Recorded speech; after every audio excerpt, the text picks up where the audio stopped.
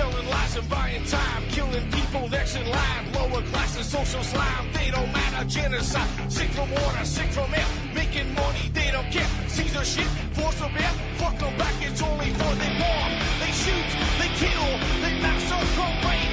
They burn the kids, no one lives countries. Lie to your face, fight and die. Cause God forgive.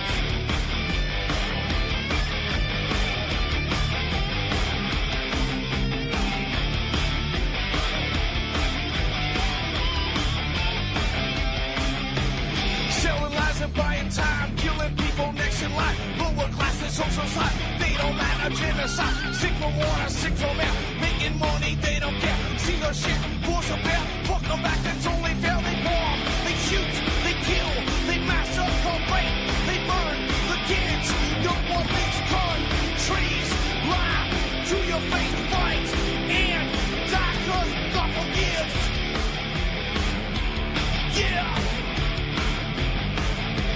Coming back around again.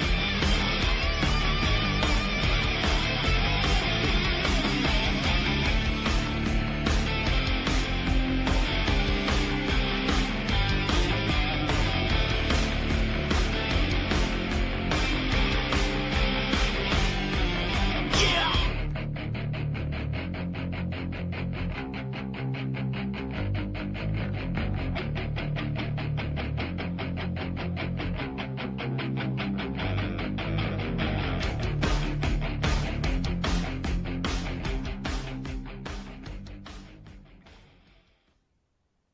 Welcome to the show. I'm your host, Ron Stevens. This is Rock the Boat right here on UCY.tv, and I'm your host for the next hour. Today is December the 22nd. We're just about to that day, and weather's actually quite nice out right now. A little bit above zero, and supposed to be up to 8 above here on Boxing Day, which is incredible. Has to be global warming, of course, but then, of course, not. Because if you go back and you look at the weather, it says, as soon as it pops up here, it says here that in 1949, this is just shortly after the UN got established. Something should never have been established. We should have put a stick in their eye when we had the chance. And we got the long road ahead of us to put them back in their place. Hopefully behind bars where they don't bother anybody anymore. But way back in 1949, today's weather was 12.2 degrees above zero. So take your global warming, your climate change, and shove it where the sun don't shine. Because it ain't real, never was real, never will be real. And we are being pounded on by everybody. Go to any union. Well, that is really weird. Normally mic is super quiet. Tomorrow,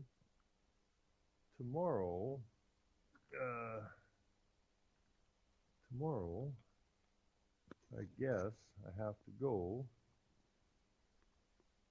and get me a new headset. My apologies. Let me see if I can set the mic a little louder. It's supposed to be on automatic last time I checked. Audio settings says I'm good here. So it's got to be this headset. I think it's about wore out. The Fat Man, I don't have a chimney, so I guess I can't wait for him. So I guess tomorrow I'll have to go and, let me see if I can reset this, but I can't. See if I can't go and get a new headset here, start the new year with. I apologize if the volume is bad on this thing. I'll try to speak up a little bit because there's really not much I can do about it. Anyways, global warming ain't real, and everybody from your teachers, preachers, union leaders, politicians,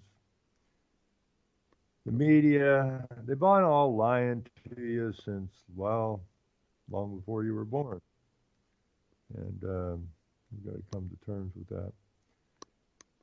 Here's a little story that happened to me. It didn't exactly happen to me. I tried to make it happen to me, but they wouldn't bite. We had our census this year. I told the lady that came here I had no intentions of filling out a census, and they told me that I would be arrested and thrown in jail if I didn't fill it out. And so I said, well, I would suggest at this point that you get on the horn, get on the telephone, and call whoever it is you call to have me arrested for not filling out the census, and we'll go from there. Well, of course, they didn't arrest me. They didn't call the police, but a lady did actually get arrested for refusing to fill out the 2011 census. Now, this is the kicker. Audrey is an activist of some sort, was arrested for refusing to fill out the 2011 census, was laid to rest today. I think that was, she died on December the 1st, was charged and eventually acquitted with violating the Statistics Act when she refused to fill out the census. An activist who made headlines when she was criminally charged for refusing to fill out the census 3 years ago was remembered for her spirit and tenacity at a funeral service in Toronto today. Family members say Audrey died on December the 1st. She was 92 years old. And this is something I really want to put out to the people. I talk to a lot of older people, younger people. But you know, when I talk to some of the older people, those, well, even older than me, and I try to explain a few things to them, and every now and again I'll get one that says, well, you mean we're supposed to do something? Yeah, you're supposed to do something. I don't want anybody being laying on their deathbed thinking about, geez, how many Oprah Winfrey shows did I watch when I could have been doing something positive or along those lines? How many stupid TV shows did I watch when I could have been doing something positive with my time? So here's a lady that died at the age of 92. So she was, how old was she? 92. She was, 86 thereabouts when she refused to fill out the census. Friends and relatives say Tobes fought for causes large and small and had the ability to rally others to her side. That drawing power came through in full force during her 2013 trial, which saw some 80 friends and supporters, many of them retired, filling a courtroom in downtown Toronto in solidarity. Tobes was charged with violating the Statistics Act when she refused to fill out the 2011 census over its link to Lockheed Martin, a company she reviled. The American aerospace and weapons giant provided optic recognition software to StatsCan that helped analyze and process the census form. She was acquitted, with the presiding judge citing reasonable doubt to her intent at the time of the refusal, though Tobes maintained afterwards she knew exactly what she was doing. That trial was Tobes' last stand, said her friend Kathy Davies, who was among the supporters in court. The first day of the trial, she had a big bag and was rifling through it for something, said Davies, who met Tobes through the St. Cuthbert's Church in Midtown Toronto. She had all her vitamins and medicine. I asked her, what do you need that stuff for? Just in case they put me in jail, she said. The trial knocked the socks off her, Davies said. It was a punch to her, the stress levels she went through. We could see her decline after that. Tobes fell this summer, breaking her left arm, and fell several more times later trying to get in and out of her wheelchair, she said. She died in her sleep in a long-term care facility, said her nephew, Derek. I'm really proud of her for standing up for things she believed in, he said from his house in Hong Kong. Tobus took on many causes throughout her life. Born in 1924, she moved to St. Catharines for a time, but returned to her hometown after 1943 after enrolling in the University of Toronto Trinity College. At her mother's urging, she then enlisted in the Royal Canadian Navy and joined the Women's Royal Canadian Naval Service, according to Alan Rimmer, who recorded Tobus's life story through a series of interviews. She was stationed in Halifax at the end of the Second World War, where she helped crews prepare for fighting at sea through training exercises, he said in his account. When the United States dropped the nuclear bombs on Japan in 1945, something changed in Tobus, her friends said. She worked in numerous factories where she really connected with the working class and eventually joined the Communist Party. Tobus later became a high school teacher and taught in Sault Ste. Marie, Ottawa, and Toronto. She said she later returned to school to become a librarian. She helped organize the first union for library workers in Toronto.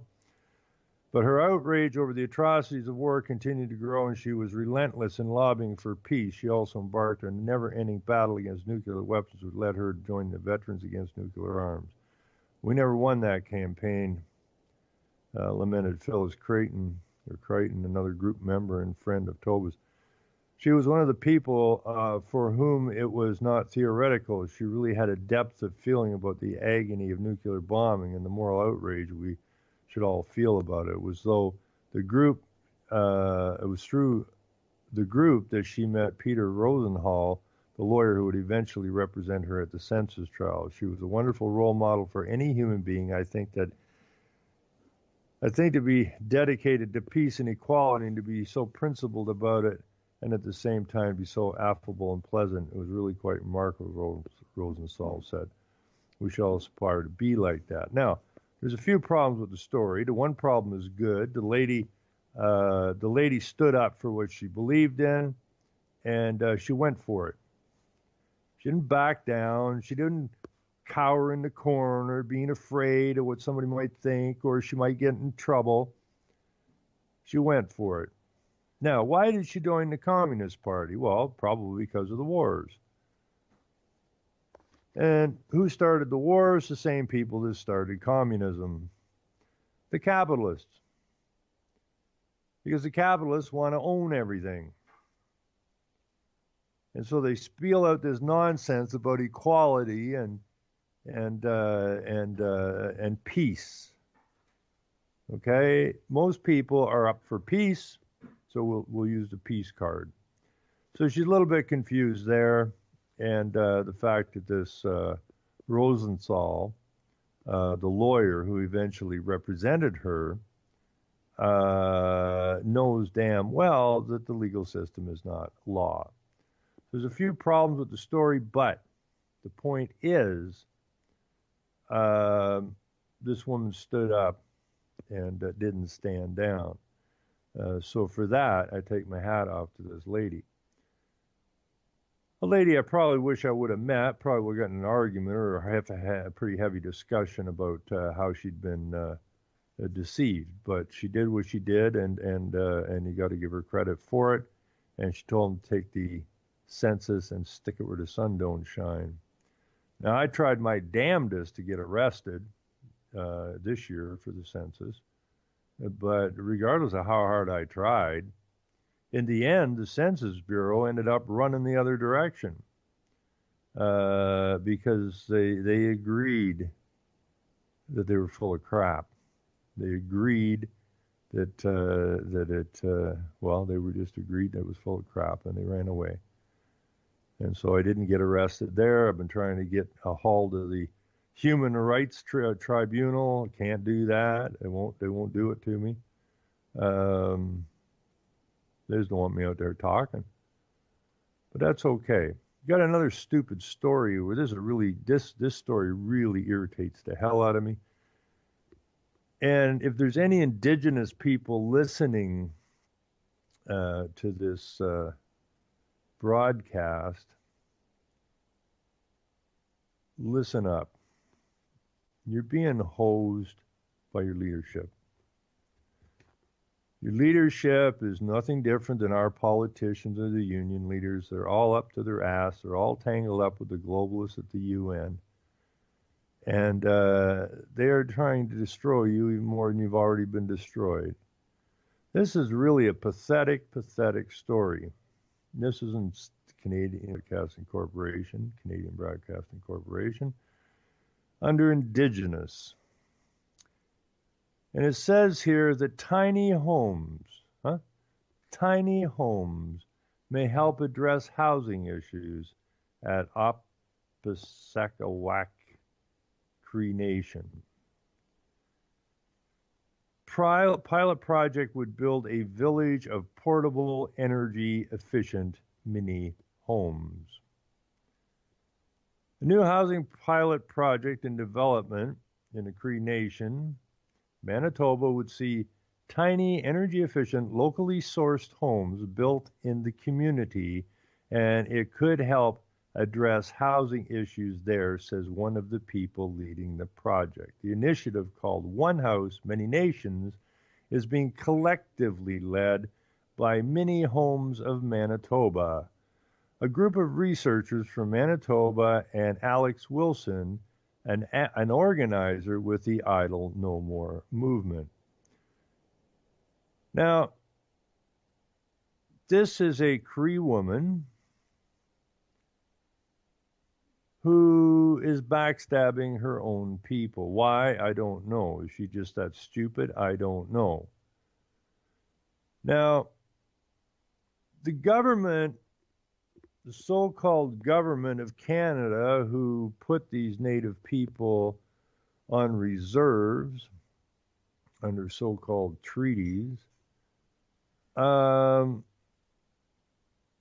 just bastardized the Native population here in so-called Canada. They genocided their people, meaning they destroyed their society. They stole their children. They beat their children. They brainwashed their children. They destroyed the nation. And to see this lady now, which Idle No More, by the way, can be, and I did trace it, where did Idle No More come from? Well, Paul Martin was a big promoter, ex-Prime Minister Paul Martin, the guy that says we all must give up some of our sovereignty in order to make the world work, was a big pusher of Idle No More, and says he was working with the Native youth because he cared. He doesn't care. He was trained by Morris Strong, for crying out loud. He flies a foreign flag on his boat, on his shipping fleet. Doesn't pay taxes. And he gives a damn about the Indians on a reserve in Manitoba? I don't think so. So he goes and rubs shoulders, probably with someone like this woman Alex, who wants to help her Native communities build tiny houses. Now, I had a teacher on my show who's been teaching on Native reserves for decades, and she said it is atrocious, the housing on these reserves. Now, usually the chief lives in a pretty damn nice house. But as you go into the reserve, it gets worse and worse and worse and worse. People living in houses with no windows or doors on them. Bloody pathetic. I've been there. I've seen it. And so now this Alex Native woman comes up with this brilliant idea of mini homes for her Native brothers and sisters. And all a mini home really is, a tiny house is really nothing more than a shed. Throw a toilet and a sink and a bed in it. Not like Bubbles from, I forgot what the name of the damn show, Trailer Park Boys. Now, how is it that these lands that are so rich in natural resources, that we want people living in tiny homes? So we get to the standard headline here. Get to the standard headline. Or if I didn't get to what I was trying to say there before, the tiny homes or not the tiny homes, but Idle No More can be traced directly to the United Nations. That's where all of this stuff gets percolated at. And then it gets moved out through NGOs and stuff. So Wilson, a University of Saskatchewan professor from the Cree Nation, said she sees the housing project addressing several concerns in her home community. One, around housing. The second, around environmental sustainability. Third, around resource extraction and protection of the land, she said. Well, okay, so she's a UN minion. Then the subheading is Rethinking Housing. The project is looking at rethinking housing on First Nations land, said Jacob Mans, an architecture professor at the University of Minnesota. We're looking at building small houses 10 feet by 16 feet, somewhere in that range, said Mans. Now, that's the size of the shed that I built out at the cottage to keep a boat motor and some other stuff in, and a beer fridge.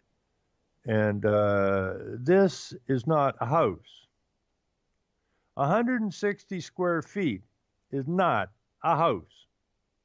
I don't care how you cut it, 160 square feet is not a house. But, hey, we have a UN architecture professor from the University of Minnesota. What the hell he's doing in Manitoba is beyond me, but we're looking at building small houses, 10 feet by 16, somewhere in that range, says Mans. Well, Mr. Architecture Professor, I suggest that you go and build yourself a 10 by 16 square foot tiny home and live in it. And see how you enjoy it. This is abuse at the highest level. We have more resources per capita than any place on the frickin' planet. You can walk into the bush here in Canada and places and you ain't coming out the other side for, I don't know, months, years. And they want to build these people who they destroyed 10 by 16 foot houses. And we have a native woman pushing the agenda. The idea is that you take 3 to 4 of these tiny houses and configure them and do something a little bigger so you get a community of spaces. He has spent the last week with Wilson at the Cree Nation surveying potential locations and consulting with the people and leadership of the community. Now, you know Wilson's getting money in her pocket. You know the architect's getting money in his pocket. You know the chief's getting money in his pocket. And the people are getting shafted. There's no difference what's going on in the reserve than what's going on to the general public. Same crap. Building smaller and smaller houses in tighter and higher density communities and then building light rail transit systems. It's entrapment, and it is most definitely abuse. The plan says Mars is to have a small village of homes that could enhance cultural conditions, enhance language learning. Those spaces that you produce become learning spaces. They become community kitchens. They become these spaces where communities can gather. One of the unique aspects of the project is that it would look at alternative forms of energy for the homes. We're working on designs that would incorporate solar power so we can get off the grid if possible, says Mans. The mini homes would be made with recycled wooden pallets and incorporate locally sourced building materials. The project would also allow the small homes to be mobile. So you're going to build these people who you've already genocided. You're going to build them some little houses out of recycled wooden pallets.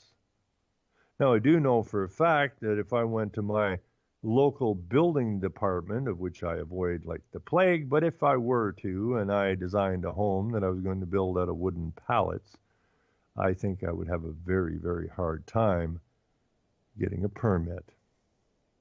But hey, that was then, this is now.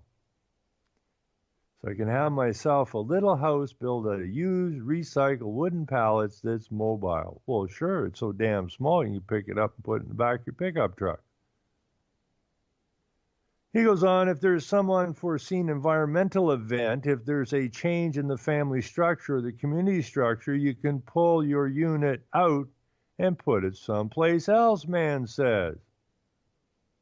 This is a architect professor from Minnesota talking. Now, I've designed a lot of houses and I've designed commercial buildings, and I don't ever recall coming up with the idea of getting me some used pallets and starting to build someone a home. These are not homes. At best, they're cages. But hey, you know, what if you have a nice home on the reserve and, I don't know, the earth burps? And then you gotta move. How are you gonna move your house? It's too big. If you have a little wee tiny house and it's mobile, you can move it. The native people should be absolutely in a bad mood. They shouldn't be running around with signs going idle no more. Might as well put up a sign, stupid forever. Because if you allow yourselves to get locked into this nonsense, then you're stupid. The native people need to get their act together, just like the non-native people got to get their act together. Now we have a group of researchers are in the beginning stages of development. They would like to start off with one small home to see how it withstands the tough northern Manitoba climate. Mann says, the architecture professor from Minnesota. Obviously, it's incredibly cold in the winter, so that's a huge challenge. Another issue is getting materials up there. It costs a lot of money to ship things, you know. The group hopes the use of locally sourced materials will help offset the cost of shipping and also help create some jobs within the community. I got a good idea. Set up a lumber mill, a small lumber mill, a community lumber mill. Go knock some damn trees down, mill the lumber, get some nails, nail the wood together, get some sheeting, put some sheeting on, insulate the thing, get some heat. Likely a wood stove would be better than shipping in oil. And guess what? You're incredibly warm, incredibly sustainable, and you didn't need a professor. You don't need some idiot from Idle No More who's nothing more than a UN globalist corporate minion. You need to just get to work, people. Everything you need to build your houses is right there. So build your houses. Why the native people keep asking the government to build their houses is beyond me. But then I was up at a reserve and they said they can't do anything without the okay of the government. Well, then you tell the so-called government to stick it where the sun don't shine. You don't got wells, you don't got water, your water's poison. You're not allowed to use your resources. And so now you're into this nonsense. The idea is to create a system of housing that can generate economy in the area, said Manns. Another subheading, an energy sustainable community. Wilson said there is currently no funding in place for the project. We'll eventually be looking for funding, said Wilson. Mainly it's people putting in sweat equity to help build their own homes. Well, who the hell would go about building himself a 160 square foot home? With the help of Mini Homes of Manitoba, she was involved in organizing a similar project last year that saw one tiny house built in Big River First Nation in Saskatchewan. So all this nonsense has been going on. They managed to build a small tiny house in Big River First Nation. Well, is it a 160 square foot house? All of these people, professors and organizers and Idle No More leaders and professors, took them a year to build a 160 square foot house in Big River. And you're telling me that you're going to house all the Native people.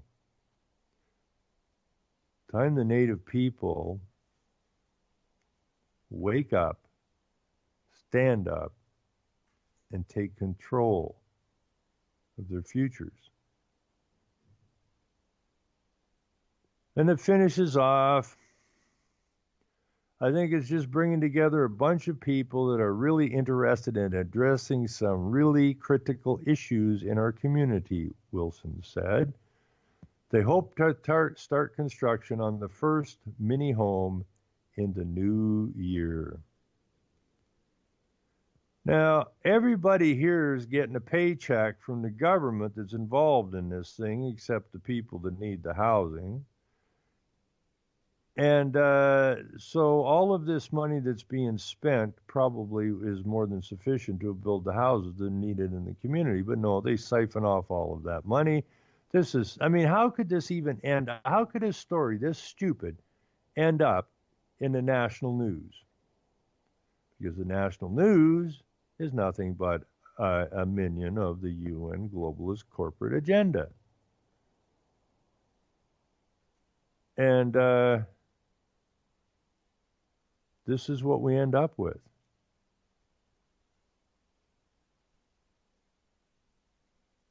Let's see if we can see what this house looks like. A safe, warm, unique home is on its way to a man on the Big River First Nation in northern Saskatchewan, thanks to a group of Idle No More organizers in the Winnipeg called Mini Homes of Manitoba. We're very proud, said Mini Homes co-owner Anita Munn, fighting back tears. Oh, Jesus, eh? It's been an incredible journey, and we're just glad to see it go. Now, I don't recall crying when I built a house. I don't remember getting all choked up when I designed a house. But these people, hey, this is what they do. They prey on others.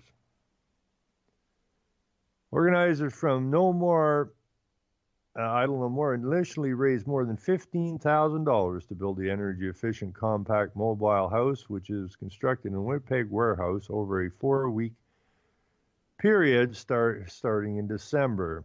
More than 300 people contributed to the crowdfunding campaign, while volunteers chipped in to provide bedding and other household items. At 16, are you freaking serious? At 16 by 8 feet. Let me repeat that. This house is 16 by 8 feet. It features a kitchen and living area, a bathroom with a composting toilet, and radiant floor heating. It also has a solar power system for electricity and a wood stove for added heating.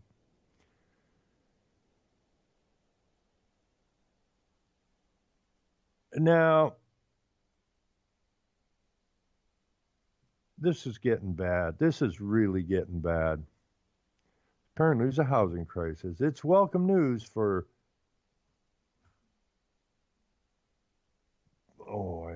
You there, Christopher? Have I got you? Hello.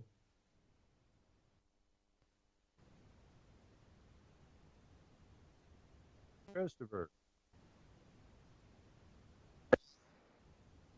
Yo, Chris. Hi. Hello, you want to buy a tiny house? Yeah. There's an echo. There's a lot of confusion going on here. I can hear you in the background. I got my speakers down. Well, whatever. Yeah, okay. Are we good on air? I hope so. That sounds great to me. Okay. Now, can you imagine? Have you ever even built a garage this small? 16 by 8 foot garage? Never. My garage is a little bit bigger, yeah. Well, yeah. I don't 8 feet wide would obviously wouldn't even work for a garage. No. 16 feet would work for a garage. I mean, if you Well, want a not. small I one. just bought a big old. What do you call them things? What's it? What? Oh, a Mercury Grand Marquis, and I don't think I'm closing the garage door at 16 feet. No. Well, you won't I get don't it think in I at opened the 8 feet. doors. We wouldn't be able to open both doors. But this here, 16 by 8 feet. Now you picture yourself in a 16 by 8 feet place that features a kitchen and living area, a bathroom with a composting toilet. I mean, Well, it's how welcome. high Just let is me it? just let me finish this for 1 second. It says it's welcome news for Big River First Nation Housing Coordinator Leo Jack, who said there simply aren't enough homes for all the community's 3,300 members. Some of the houses are in disrepair and have toxic mold, Jack said. So, yeah, so Paul Martin's all part of this I don't know more crap. And so now we're going to put people into houses that are 16 by 8 feet. That's abuse. That's what that is. It's like, do we not got a tree left in this country? There's well, I got, if it's a 3-story, you might stand half a chance of living kind of like a normal person would. No, But then you've got to take up space to build the stairs to get up to the 2nd story and take up space to get to the 3rd story. Yeah, and the stairwell up to the 2nd floor is 8 feet. So, you ain't getting nowhere quick here. No, Yeah. this is total abuse. I gotta tell you, Ron, when we were talking off air, we were talking about this subject, I do believe, about a man in Los Angeles, I believe, mustered up 150 grand to build tiny homes for homeless people because they were living in tents. And I gotta say, kudos to him, because he had doors that would lock and windows that would lock. They were insulated, and it was better than living in a freaking tent, Now, is he promoting the agenda, or is he just trying to help homeless people? Yeah, I don't know about that. If he's trying to help homeless people, kudos. But whether he's trying to help homeless people or not, whether he's at the very least inadvertently promoting this nonsense. And the question is, why are these people homeless? Not the fact they are homeless. They always do the same thing. They run these people out, then they turn around and they say they're there to help. And that's what really irritates me the most. We've run you out of your houses, and we've run you out of your jobs, but we love you, and therefore we're really here to help you, when they're not here to help you at all. They're there to move an agenda. What's not sustainable? Private property. What's not sustainable? Private automobiles. And that's just the way it is. And you take England. England fits into Great Britain fits in Ontario 4 times with tons of room left over. That would be a population 240 million people. We have 13 million people living in this province. We've got more water, more trees, more ore than bloody well anywhere. And now you're trying to say you're stuffing people into. This isn't a mini home; it's a freaking frame trailer. It's absolutely ridiculous, and they're promoting this stuff as actual houses. They're not houses. Well, if I go any bigger than a 10 by 10 shed in my backyard, my Yeah, you need a taxes permit. rise. You need a permit, right? Well, no. I don't need a permit, but my taxes will rise accordingly. Oh, really?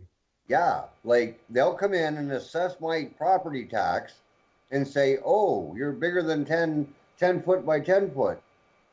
Therefore, there's another $1,000 a year you got to pay in taxes. Or whatever it is, whatever their percentage is. Yeah.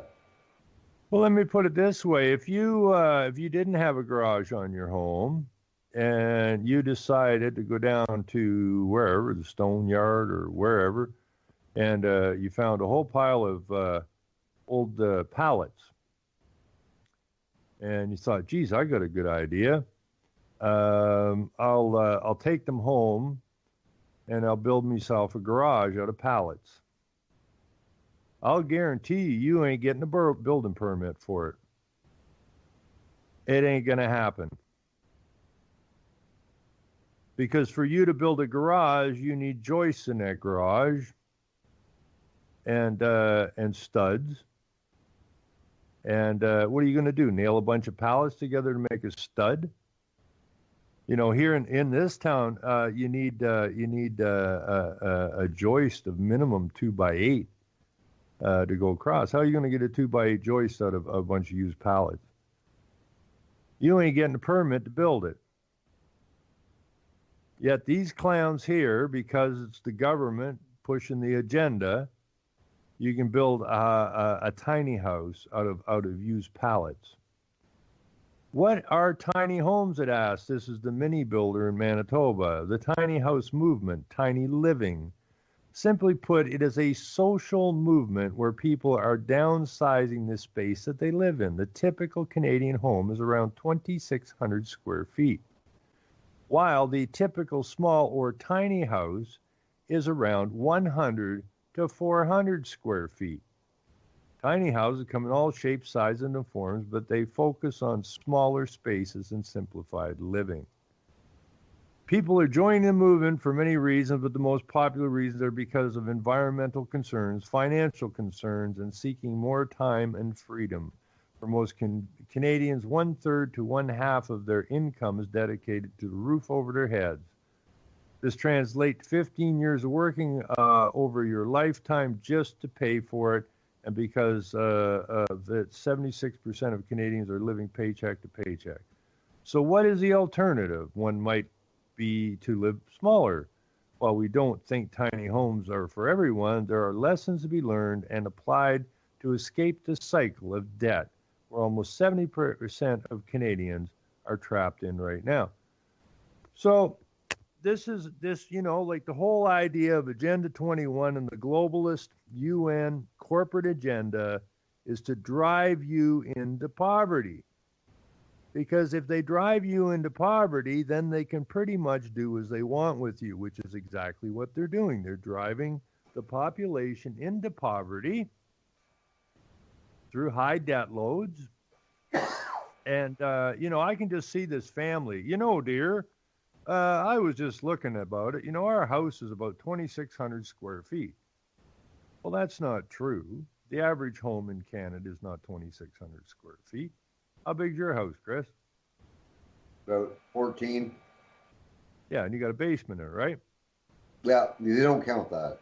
Well, they have to be counting it here because your house is the average size house. The average size house is about 1,400 square feet. Yeah. So they're adding in the basement, which you don't. But see, they're changing the word. They're changing the whole terminology. The lawyers are, and their experts are. I was at a house.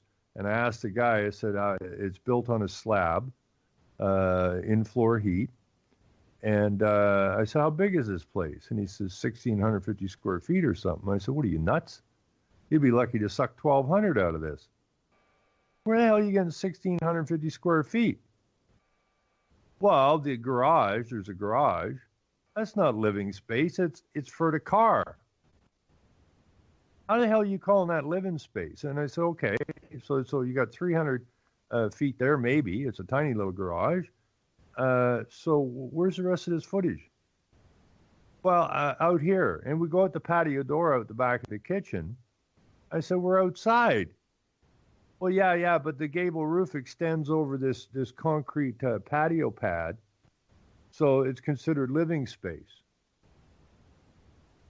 So I guess you could have a tiny house of 200 square feet, but really have, 12,000 square feet if there's a field out your back door. I mean, this is ludicrous.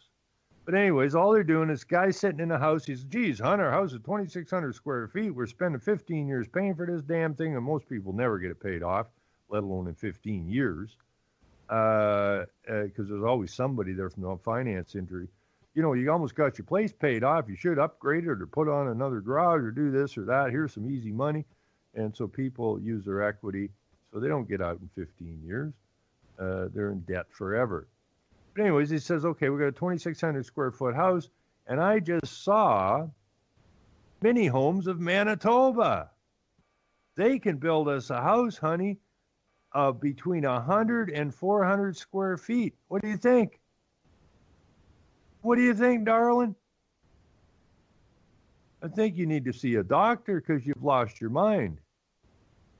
Yeah, and yet I want to build a shed in my backyard bigger than 10 by 10, which is a shed for my tools and equipment. And and then it goes back to, I got to pay more taxes for that because it's, bigger than 10 by 10. But yet they're talking about building houses, tiny houses, that same side that I throw my snowblower in. Yeah. And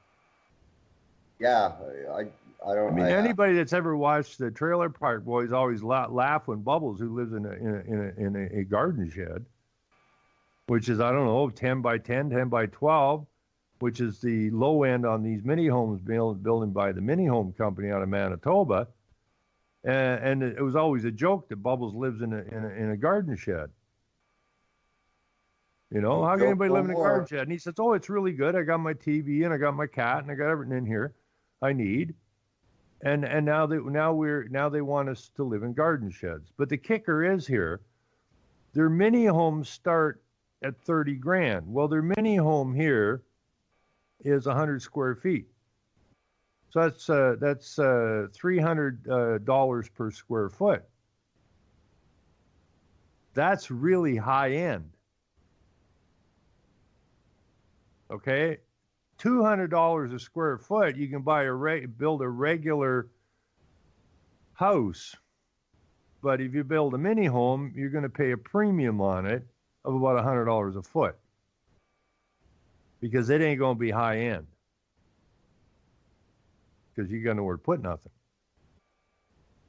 So, they're selling them off. So at that price, $3,000, you're looking at 400 square foot house. You're looking at what? You're looking at 120 grand, according to their numbers on the low end. So drop it down to 100 grand. Who in the hell is going to spend 100 grand on a 400 square foot anything?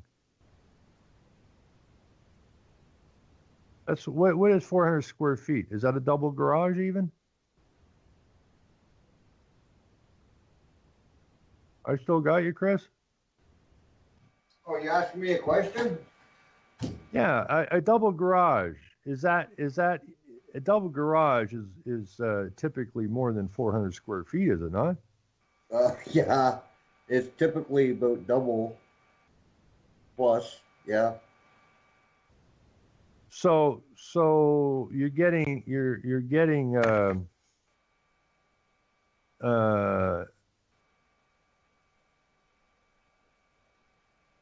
very little house. My garage that I have, which is attached, unfortunately, so it's considered living space. It's 14 by 24. Give or take a foot or two. 14 by 24, and the other one was the other little house they built there was 16 by 8. I win. Now, no, but I mean, you look at your garage. What did you say it was 14 by 20? 24, give or Okay, take. so it's 26, I think. only Yeah, anyways. it's not really a double garage, garage and a half, right? Well, no. Mine's a single garage. Oh, okay. Yeah. So that's your single garage, and you win. Now, would you? Well, I would win you- because would I you- got a bigger garage than, well, most people will have as a home shortly. Exactly. That's what I'm saying. Now, would you find it a comfortable? You're 14 by 20. Would you find that a comfortable space to have your bathroom and your laundry room and your kitchen and your living room and your bedroom in? Well, I just got to grab some ladders and some ropes, and I could make do, I guess. Yeah, I know, but no, I mean, I would not. I would what- find that rather ridiculously stupid. Well, to have yeah, to live in because them conditions every day, all day, for the rest of my life. Yeah, according to the UN, and that's what they want to do. They considered that 350 square feet, and there's that word adequate again, is more than adequate for each person. And now that's okay if you're a person, which is a piece of paper. I guess 350 square feet is lots to store some paper in. But for a living, breathing man or woman, that don't cut it. But so we've read the documents years ago. So you own a 1,400 square foot house, and there's two of you living in it, and the UN says that's not sustainable. Sustainable is 300 to 350 square feet per person, and therefore for two people, 700 square feet would be more than adequate. And here's what's coming at you, folks, and I guarantee it. As this higher density housing continues to take hold, as the immigrants continue to flood in, and the fact that you can't build outside the development zones, the day is coming where you will be forced to split your home in two or pay an incredible tax fee for not being sustainable. That's what's coming. Because even if you have a big house now, they're going to turn it into a tiny house. Because they're going to tax your ass to the point where you have no choice. If you want to hang on to your home, they're going to split it up into pieces to charge rent on it so that you can actually pay the tax load that's coming at you. Because if you have more square footage than they deem to be sustainable, then obviously you've become not sustainable. Therefore, you have become a criminal. Therefore, you have become a blight upon the landscape. You have become a threat to the environment. And they're going to come after your ass. I don't know. I suppose we can all just sit back and wait for that eventuality, which is already written down, and they always write down what their plans are, and that is one of their plans. Or we stand up now and tell them to shove it where the sun don't shine. Well, I'm Better still start looking for doing it, because balls. this stuff should never have got a grip. I mean, this should be laughable. This should not be promoted as a positive thing. This idea that you want to house people in houses that are 100 to 400 square feet should be laughable. No company should ever get off the ground trying to build 100 to 400 square foot houses.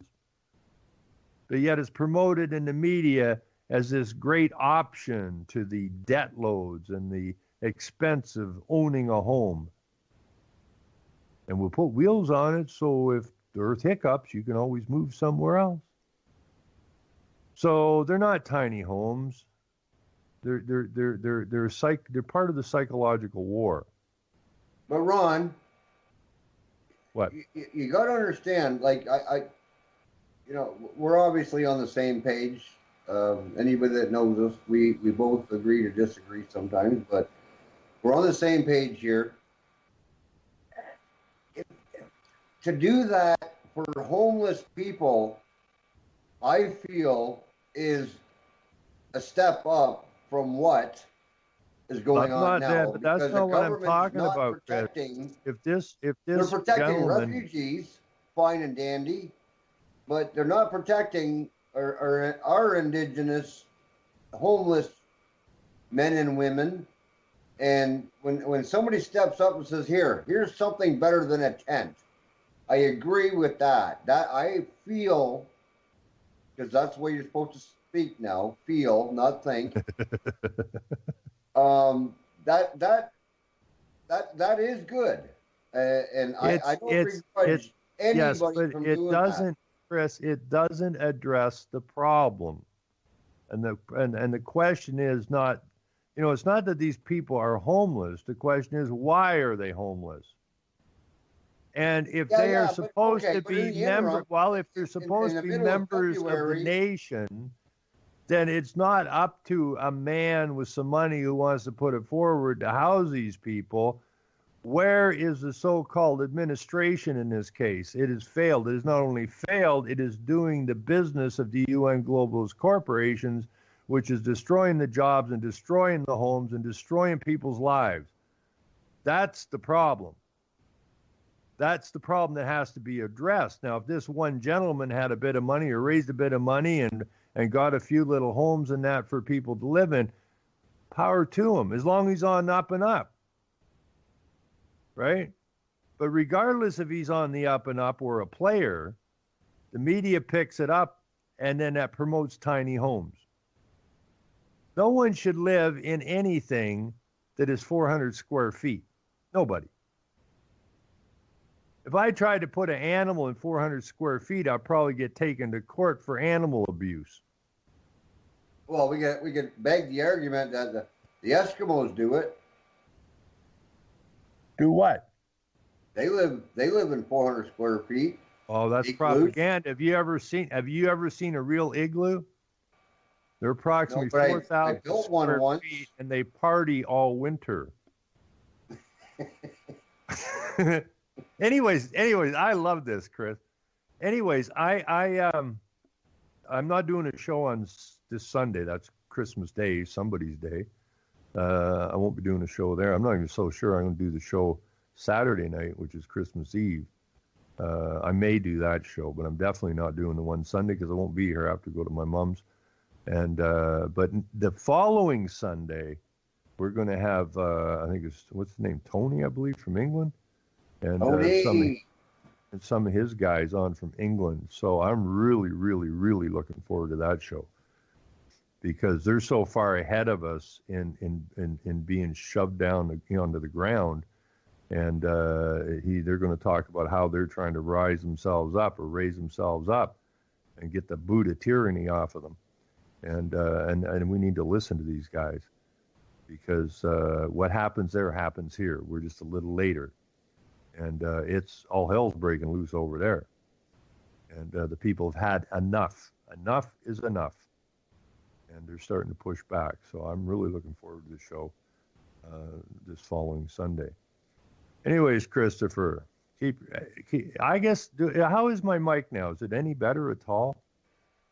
Well, you're not getting the static, and your volume's up a bit. So I feel kind of a pinch spot here, just where my mic goes into the headset here. So I think I'm going to have to go find that fat guy. I got to go build a chimney, is what I got to do, because he can't even clean me in it. There you go. Anyways, everybody, have a great night. Things will get better. Thank you, Chris. Selling lies and buying time, killing people next in line. Lower classes, social slime, they don't matter. Genocide, sick from water, sick from air. Making money, they don't care. See the shit, force them out, fuck them back, it's only for they want. They shoot, they kill, they massacre, they burn the kids. No one makes countries lie to your face, fight and die. Cause God forgives.